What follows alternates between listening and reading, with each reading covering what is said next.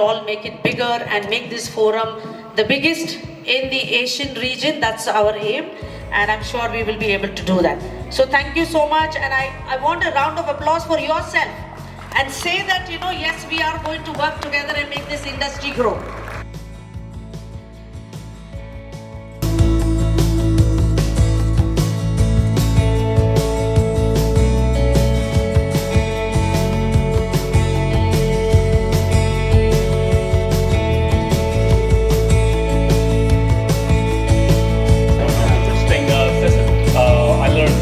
Is that Basin aroma was the favorite aroma last year, right? And the citrus aroma. But do you know that those aroma are very tropical and very famous? Those hop can give you that aromas become very expensive. And in this session, we will discuss a bit about the yeast role that will interact with the hop and make more one of the basin fruits or citrusy aroma. So it means that the same hop, but you can enhance it, can have more Thailand's specific aroma, which will bring you more basin fruit, more citrusy, more tropical fruit. Okay? So in this session, we will start with the introduction, which we will talk a little bit about the background, a little bit biotransformation, biochemistry. It's good we start this session in the morning where we have a fresh brains. We can absorb something complex, right? Biochemistry things.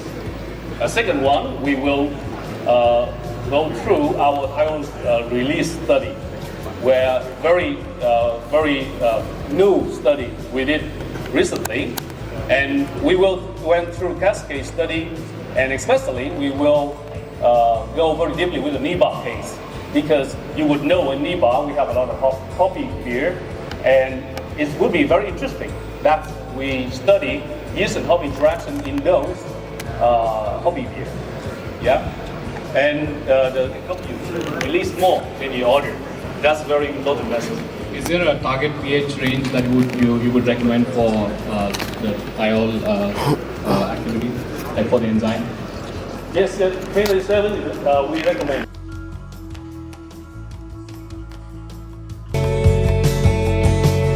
Main drugs from Laffa collect kegs onto the stage, please.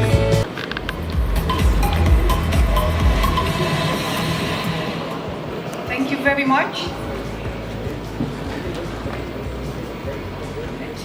And other private companies. We belong about 100% to the Artemis Group. This is our headquarters in Germany. We are based near Cologne, about 70 kilometers from, we are in the Black Woods, it's called in Germany.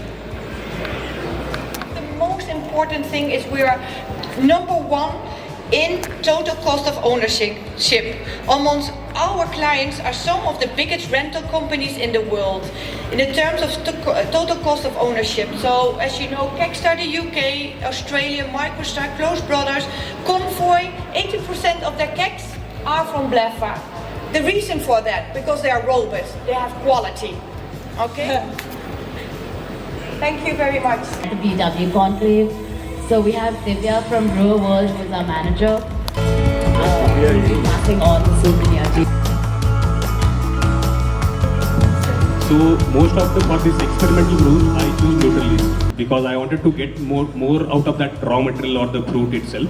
So I choose neutral yeast, clean fermentation, and in case it's like, let's say, mostly fruit-based beers, I actually choose a wine yeast, which is like made for used for making red and white wines. So that works very well for the fruit beers. Gabs, which is a great Australasian beer festival. Spectacular. So basically, breweries must produce a one-off beer where you can experiment with absolutely anything. And trust me, as brewers, we have experimented with everything. But the key when you experiment and go completely out there, you still need that quality base beer. So if you want to take, if you want to use an exotic fruit or a spice or something that you've never used before, still make sure that base beer is a quality style base beer. Let any ingredient you add to these just help that beer along a little bit further. Don't make it the dominant part of the beer. Go to the next session. Thank you very much.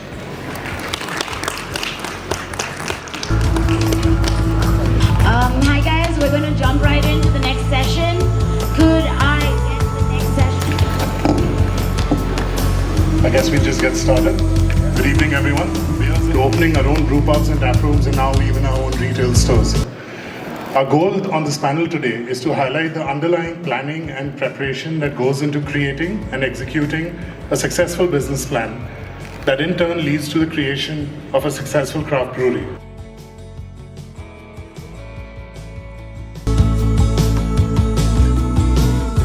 To it, guys. I wanted to start off by asking how do you guys select a format and how do you go through government regulations? So what level of feasibility study goes into selecting the core business format that you start with? And as a startup, how do you effectively evaluate government regulations and the role they play in your decision making? So the couple of breweries, like some people like toys and windmills, right? Spoke to these founders, took some inputs, like what exactly that we have to start with. Then we understood that we really can't do it ourselves as an individual. Right? There are agents in the market, but I think you'll have to be very selective in terms of whom you are choosing it, right? Because when you open a microbrewery, there are close to around 27 authorities who have to give you your papers. Right.